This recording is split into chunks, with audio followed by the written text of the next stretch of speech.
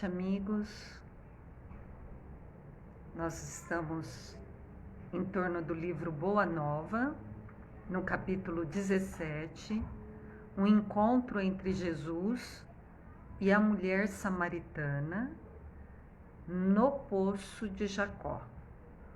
Lembrando que Samaria é uma localidade na Palestina antiga, com características de deserto, e um poço, isso era sinônimo de um oásis, de um refrigério para uma população que precisava de higienizar, alimentar-se, beber, e os animais também dependiam desse poço, dessa única fonte de água material. Aqui Jesus, nesse diálogo, então, faz um paralelo entre o material e o espiritual, simbolizando a água do poço como simbolismo do material e a água viva do diálogo de Jesus, que é essa representação do espiritual.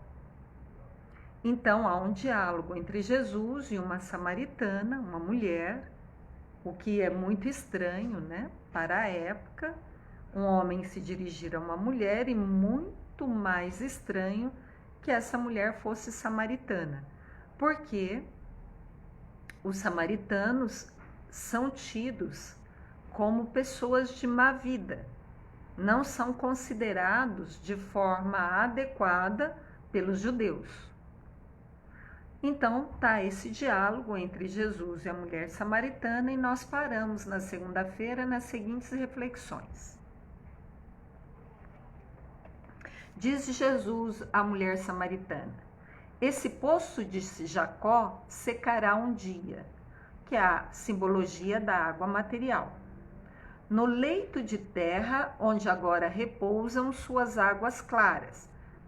Muito natural, porque tudo que é material tem um ciclo, dá origem, desenvolve e depois finaliza. É o ciclo da matéria. No caso da água material, fica reciclando. Mas há uma colocação de Jesus que nos chama a atenção: que o poço secará um dia e as suas águas, que hoje cristalinas se mostram e se prestam aos serviços humanos, ela secará na sua fonte. Lá no lençol freático, ficará lá. E presta atenção, ele faz uma analogia do poço parado, do poço estagnado, portanto, de tudo que é material e estagna e para. Ele faz a seguinte colocação: a serpente poderá fazer seu ninho no poço seco, fazendo uma referência que tudo que é matéria e que fica estagnado, isso pode criar sujidades. Pensa numa água num copo, depois de meses cria lodo.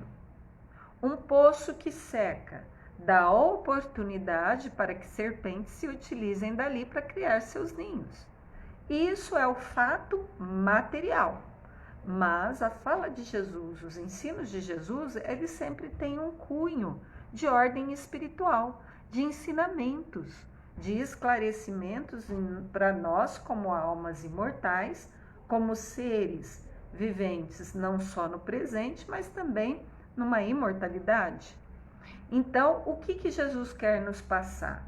No sentido espiritual, de que quando o fluxo normal da matéria é estagnado, ela cria lodos, problemas, males.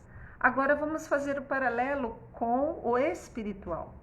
Um ser que estagna, um ser que não busca melhorar-se, refletir, estudar, conhecer, mudar pensamento, renovar atitudes, também pode se tornar um meio agradável ao desenvolvimento de serpentes.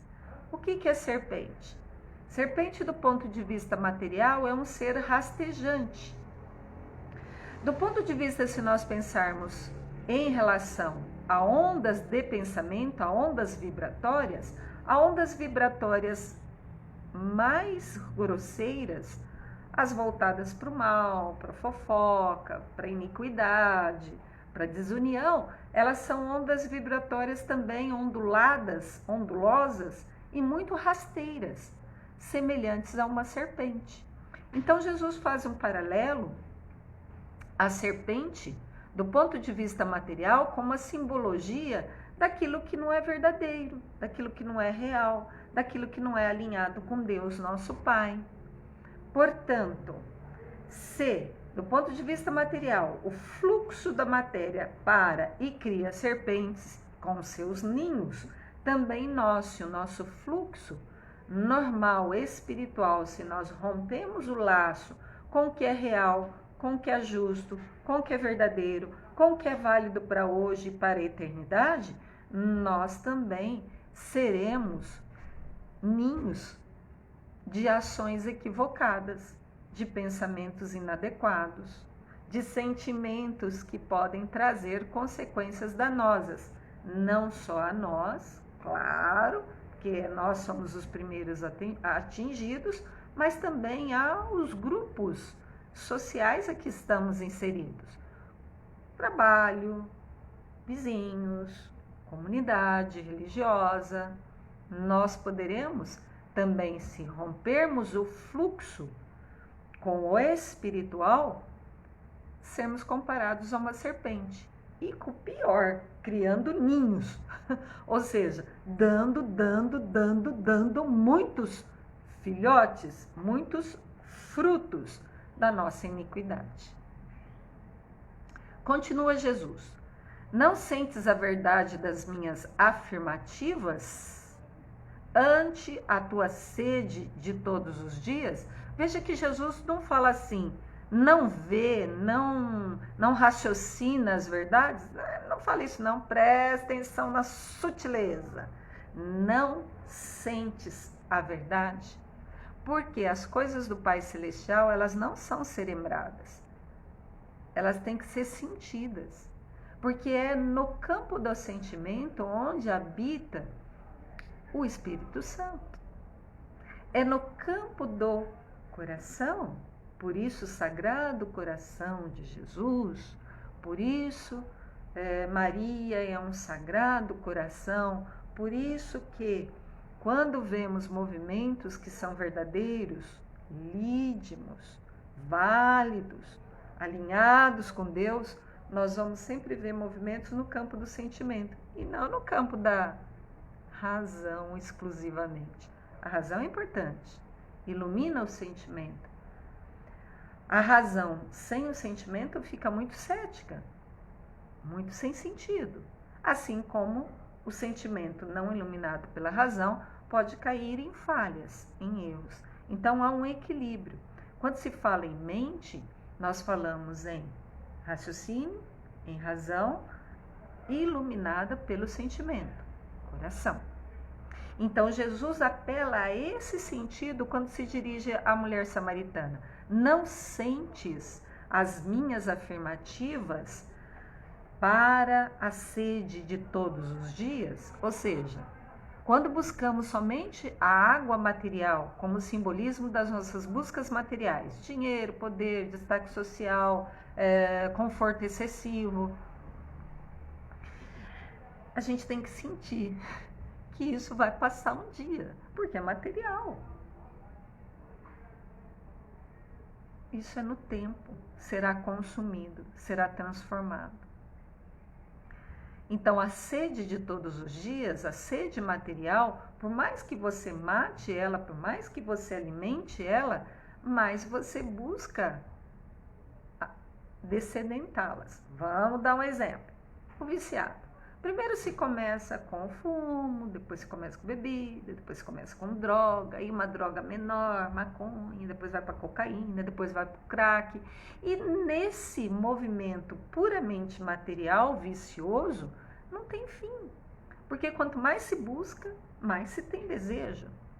Porque não é uma busca verdadeira. Já as questões espirituais, essas sim. À medida que você as encontra, por menor que seja, ligados ao campo da fé, do sentir, aquilo te expande, aquilo te sedenta, aquilo te alimenta. E não fica num círculo vicioso, porque o amor, ele é sereno. O amor de Deus, nosso Pai, não é intranquilo. E é isso que nós somos bafejados quando procuramos as coisas espirituais. Deu um sentido a esse paralelo que Jesus está fazendo da água material com a água viva? Continua então Jesus. Não obstante levares cheio o cântaro, que é um jarro, leva cheio todo dia de água material esse jarro. Voltarás logo ao poço com uma nova sede. Lembra do exemplo do viciado? Ele usa, passou o efeito, ele quer uma nova droga. Ou em dosagem maior, ou uma droga diferente. Porque é material. E a água material também tem esse sentido. A samaritana vai, busca água, leva para casa, daqui a pouco volta de novo para buscar mais. Porque descedenta somente o material. Entretanto, agora ele vai dar o sentido da água espiritual. Entretanto, os que beberem da água viva, do que é real, do que é verdadeiro, estarão eternamente saciados. Bacana, né? Então, há um final, há um objetivo, há um propósito. E quando se chega ao final dessa caminhada em busca desse propósito, se tem a sensação de completude, de leveza, de saciedade, de comunhão com o que é real, com o que é verdadeiro, com Deus nosso Pai, sem ilusões, sem sonhos, sem desejos descabidos, no campo da materialidade. Então, a água viva é o que o simbolismo do que é real, do que é verdadeiro, ou seja, daquilo que é válido para agora, para a eternidade, em qualquer canto do universo. Portanto, o simbolismo aqui da água viva é as buscas espirituais. É o alinhamento de nossos pensamentos, sentimentos e ações com a fonte, que é Deus. Para esses não haverá mais a necessidade material, que se renova a cada instante da vida. Mas quer dizer que eu não vou viver de vento? Não. Quer dizer que não é necessário as buscas excessivas. E olha, para dar resposta disso, no verdadeiro sentido, temos que recordar a fala de Jesus que fala assim: os pássaros são menos do que nós humanos, e no entanto, eles não armazenam e não lhes falta o necessário. Deu uma ideia? Os lírios do campo não tecem, mas têm uma vestimenta mais bela do que o maior dos reis. Ou seja, se nós nos atermos no que for necessário, não no que for supérfluo, se nós nos atermos às buscas espirituais, o necessário será garantido. Não faltará. Vou lembrar uma passagem de Chico, em que ele, criança, órfão, passava fome porque a madrinha dele, que é que criou ele por um certo tempo, até o pai dele se casar novamente, porque ficou viúvo, levasse Chico novamente para junto do seio da família. Ela deixava o Chico passar fome. E aí, ele chorava lá nas bananeiras, e a mãe dele, desencarnada, aparece e fala para ele confiar, que Deus provê. Quando se faz a nossa parte, o restante vem por acréscimo de misericórdia. E aí Chico narrou numa obra de que um cachorro lhe trouxe na boca um pedaço de pão.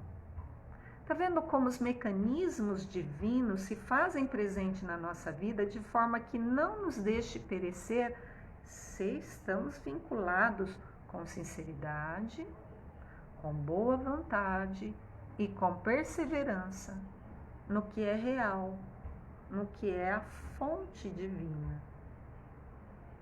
Por isso esse paralelo de Jesus falando que na água viva não se será mais sede material, não se terá. E isso é fácil de entender se nós considerarmos, a partir do momento que nós aprendermos tudo que a Terra pode nos oferecer de ensinamentos, nós não vamos precisar mais revestir-nos de corpo de carne para fazer experiências materiais na Terra. E aí, então, em condição de espírito redimido, não vai ter mais necessidades materiais. Ah, tá, mas isso vai demorar muito. Cada um segundo a sua obra. E mesmo estando encarnado, quando se alia a essas leis, quando se associa a essas leis, quando se comunga com elas, quando se opera nelas, o necessário não falta. Tal qual a história do Chico que nós narramos. A mulher samaritana escutava presa de funda impressão aquelas palavras que lhe chegavam ao santuário do Espírito. As palavras não chegavam pelo cérebro, as palavras não eram racionalizadas. As palavras que Jesus falava e que, portanto, estava vendo o real aprendizado da mulher samaritana é porque chegava no santuário do Espírito, com a solenidade de uma nova revelação. Então, ela acolhia no campo íntimo, não na cerebração. Cerebração vai ficar na dúvida. Não, mas será que aquilo é verdade? Não. Esse é um mero nazareno que não fala nada com nada. Ele não faz sucesso nem na terra dele, quanto mais aqui na Samaria. Entendeu o que é racionalizar? Muitas vezes descarta o que não dá para racionalizar, que tem que ser sentido. Tem que ser no santuário do Espírito. E aonde é o santuário do Espírito? O coração. Onde habita o Espírito Santo. Não é no cérebro. Não é no braço, não é no fígado, não. É no coração.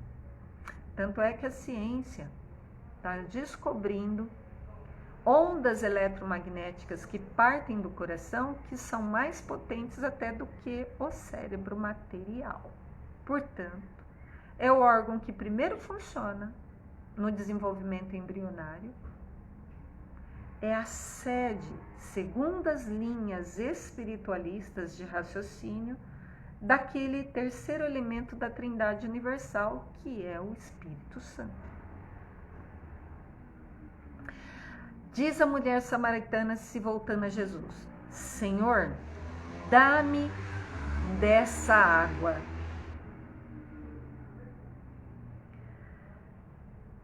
Jesus responde: mas ouve. O mestre passou a esclarecê-la sobre fatos e circunstâncias íntimas de sua vida particular, explicando-lhe o que se fazia necessário para que a sagrada emoção do amor divino lhe iluminasse a alma. Aí quem quiser ver o diálogo entre Jesus e a mulher samaritana, que faz Humberto de Campos falar que Jesus fala as circunstâncias íntimas da vida familiar dela, vai lá em João capítulo 4. E aí vocês terão a oportunidade de ver um diálogo de Jesus, fazendo um paralelo da vida pessoal dela com o que ele vai falar aqui, tá? Para a sagrada emoção do amor divino que iluminasse a alma. Então, Jesus vai utilizar de recursos de comparação ao que é a vida íntima dela, para dar a ela condições de que ela, no campo íntimo do seu espírito, conheça a sagrada emoção do amor divino a iluminar a sua alma. Então, afastando-a de todas as necessidades penosas da experiência material. Ou seja, coloca movimentos da vida dela que são penosos, vida material, fazendo um paralelo com o espiritual que vai ser narrado aqui pelo espírito de Humberto de Campos, pela psicografia de Francisco Cândido Xavier. Tudo isso é para tocar, iluminar a alma na sagrada emoção do amor divino. De novo, referência ao que? Se estamos buscando a água viva, ela tem que ser no sagrado coração, nas sagradas emoções do amor divino, entendeu? É referência novamente, pela terceira vez, que tem que ser sentido no campo da emoção do amor divino. Disse o Senhor. Aliás, é a samaritana que disse para o Senhor: agora vejo que és de fato um profeta de Deus. Meu espírito está cheio de boa vontade e desde muito penso na melhor maneira de purificar a minha alma e santificar os meus atos. Olha só que declaração mais espontânea a partir dos esclarecimentos que Jesus faz da vida íntima dela, fazendo um paralelo com a espiritualidade. Ela se dirige a Jesus e fala assim: meu espírito está cheio de boa vontade.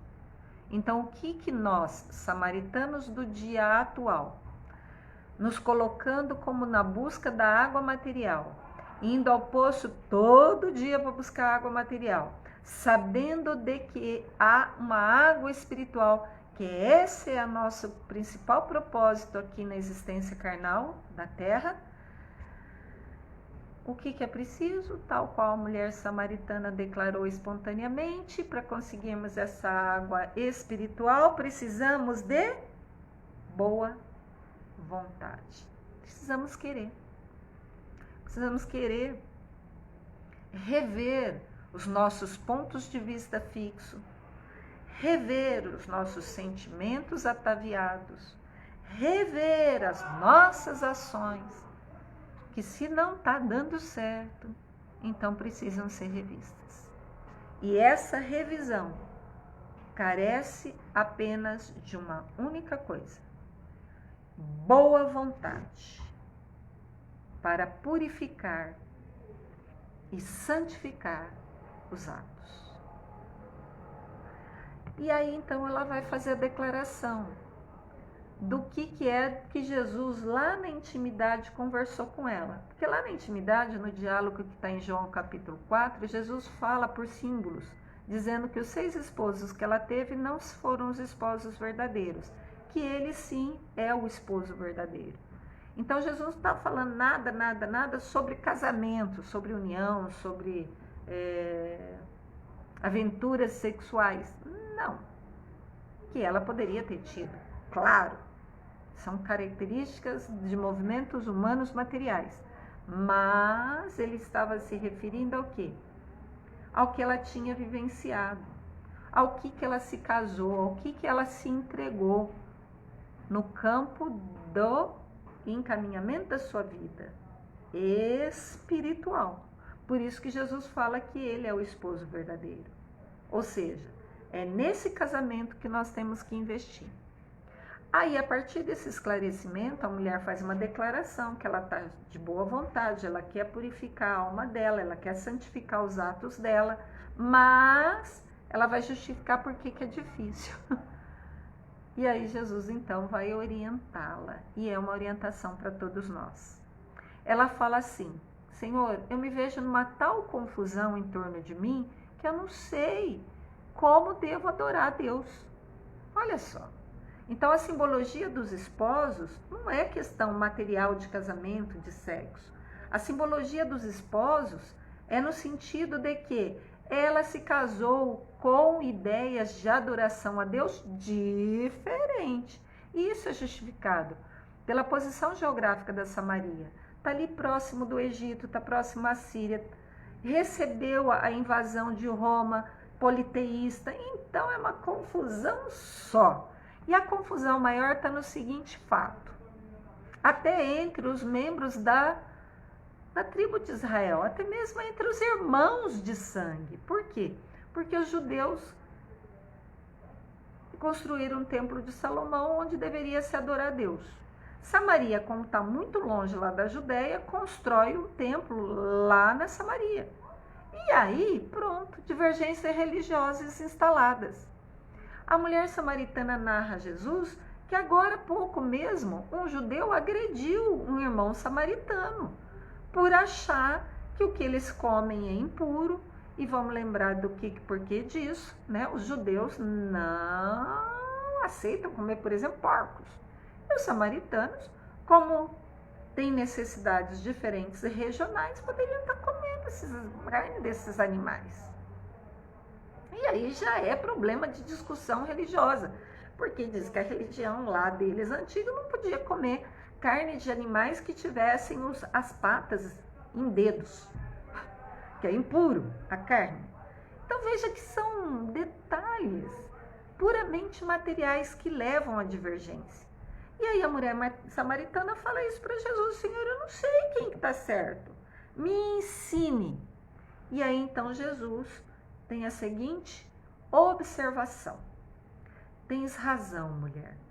As divergências religiosas têm implantado a maior desunião entre os membros da grande família humana. Olha só, dentro das nossas fieiras religiosas, um agride o outro verbalmente, um critica o outro, um se comporta na posição de que sabe tudo e o outro não sabe nada, dentro das paredes de uma igreja.